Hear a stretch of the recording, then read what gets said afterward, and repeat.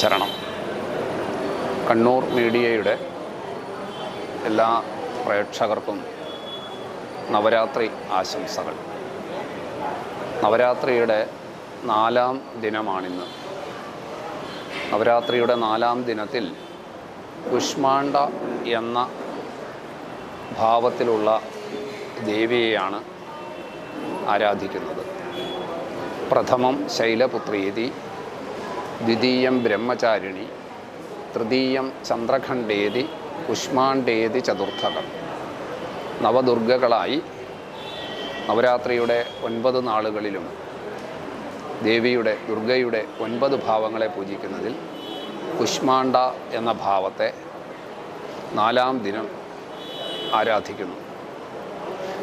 ചെറുത്, അല്പമായത് എന്നൊക്കെ അർത്ഥം വരുന്ന കു എന്ന ശബ്ദവും താപം എന്നർത്ഥം വരുന്ന ശബ്ദവും അണ്ഡം, ഇങ്ങനെ 3 ശബ്ദങ്ങളുടെ സമന്വയമായിട്ടാണ് കുഷ്മാണ്ഡം എന്ന പദം ഉണ്ടാകുന്നത്.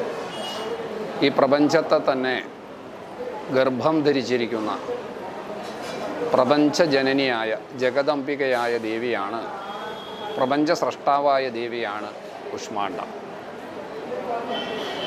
സർവചരാചരങ്ങളും ദേവിയിൽ നിന്നാണ് സൃഷ്ടമാകുന്നത്.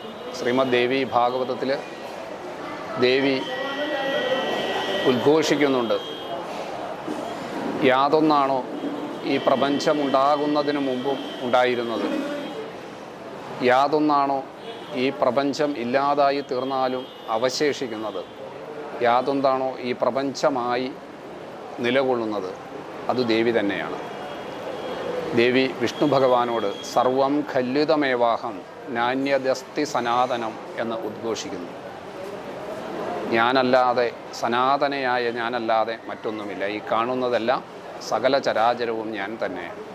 സകല ചരാചരങ്ങളെയും പ്രസവിക്കുന്ന അമ്മയാണ് ജഗദംബികയായ ദേവി. പ്രപഞ്ച സൃഷ്ടി കർത്തൃയായിട്ടുള്ള അങ്ങനെയുള്ള ദേവിയെയാണ് കുഷ്മാണ്ഡ എന്ന ഭാവത്തിൽ പൂജിക്കുന്നത്.